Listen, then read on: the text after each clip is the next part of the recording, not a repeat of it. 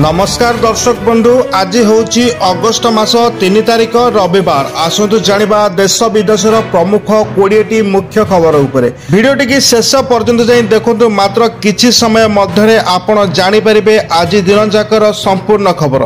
आपण माने जदि आम चैनल को सब्सक्राइब करना तेबे आज ही सब्सक्राइब करंतु। एमितिका लेटेस्ट अपडेट न्यूज आपण माने यथा शीघ्र पाई परिबे। आसतु नजर पकेबा आज दिनर संपूर्ण खबर उपरे। प्रथम आसतु जानिबा एक दुखद खबर। आरपारी रे बलंगा पीड़िता।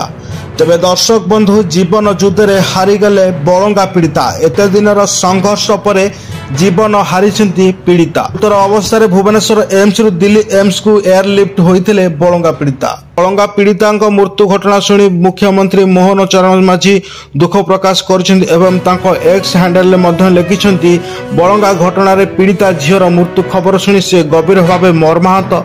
सरकार समस्त प्रयास एवं एम्स दिल्ली में विशेषज्ञ डाक्तरी दल अहरह चेष्टा सत्वे जीवन रक्षा कर मु झीटीर अमर आत्मार सद्गति कामना करुच्ची एवं एही अपूरणीय क्षति को सहिबाई तांको परिवार को शक्ति मिलु बोली से ईश्वर निकट में प्रार्थना करी टाइप लिखिं मुख्यमंत्री मोहन चरण माझी। दर्शक बंधु, ए बलंगा पीड़िता को नहीं राजनीति जोर धरिथिला, किंतु अभियुक्त एपर्यंत धरा पड़ी नहांती। किए से 3 अभियुक्त तांकर तदंत चली। सीबीआई तदंत चली एवं पुलिस छानबीन करी खोजाखोजी चली। किए से अभियुक्त 3 जन जे एक जीवन सहित खेल खेली तेबे दर्शक बंधु शेष नहांती आउ बलंगा पीड़िता। प्रथम सुभद्रा परवर्ती किस्ती एई मानकु मिलिबनी। तेबे दर्शक बंधु, खाता को आसीबो सुभद्रा योजनार तृतीय किस्ती टंका। राज्यर कोटिरु अधिक महिला को खाता को आसीबो ए टंका। एने बड़ घोषणा करिसेंती उपमुख्यमंत्री प्रभाती परिडा।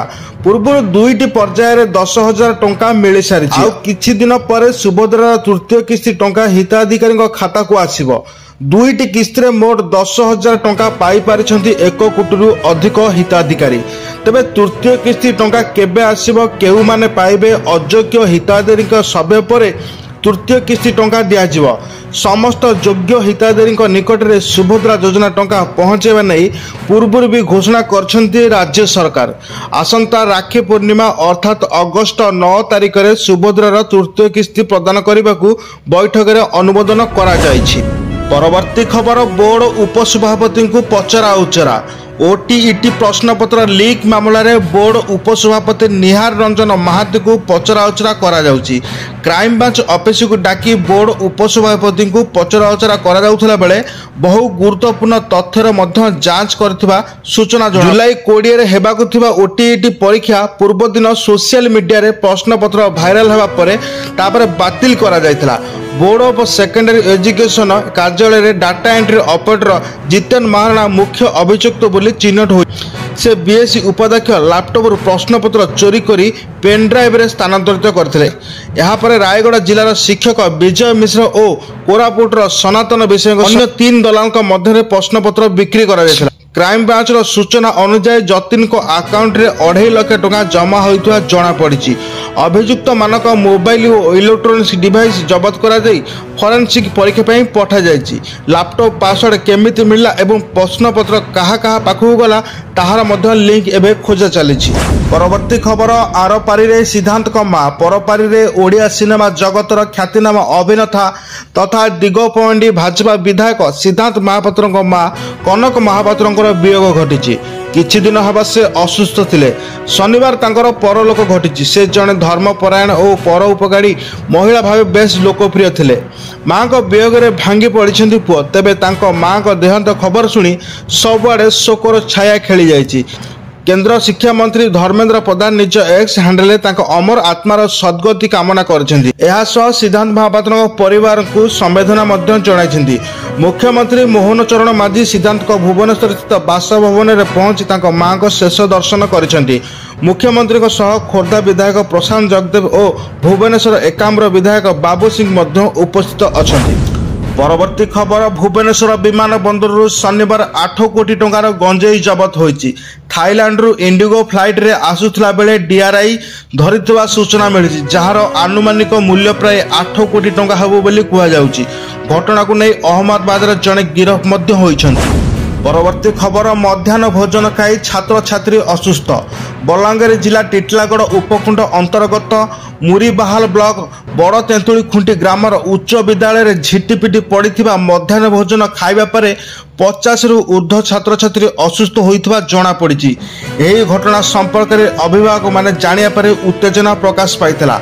अन्य पक्षरे आंबुलांस रे पहुंचबारे विलंब होवा नै किछि अभिभावक सेमान पुओ झिउ को बाइक रे टिटलागढ़ डाक्तरखाना को आनिथिबा जणा पड़िछि। 50 रु ऊर्ध्व छात्र छात्री टिटलागढ़ हॉस्पिटल चिकित्सित होउछन्ति। एक डाक्तरी दल विद्यालय रे पहुंची चिकित्सा आरंभ करथवा जणा पड़िछि। एही घटना नै ग्रामवासी मध्य उत्तेजना प्रकाश पाइछि। परवर्ती खबर अवसर प्राप्त शिक्षक को मिलिबो नियुक्ति। राज्य में 6387 शिक्षक पाइबे। अवसर ग्रहण करिथिबा शिक्षक मानकु अतिथि शिक्षक भाव नियुक्ति मिलिबो। एने विद्यालय और गणशिक्षा विभाग पक्षरु माध्यमिक शिक्षा निर्देशालय चिठी करा जायछि।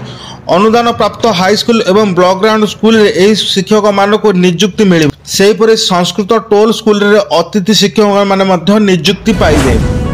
परवर्ती खबर पुणी पेट्रोल निया आत्माहुति देले महिला। मयूरभंज जिला खंची स्थित पणसी अंचल में शनिवार परकिया पितु को नहीं एक अभावनीय घटना घटी।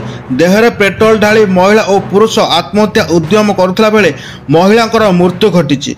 मृत जनक हेले सेही अंचल भारती पात्र और गुरुतर पुरुष जनक हेले रायरंगपुर थाना छन्नपाल ग्रामर हरिशंकर आचार्य। गुरुतर को खंची डाक्तरखाना और पर केन्दुझर डाक्तरखाना को स्थानांतरित करा जायछि।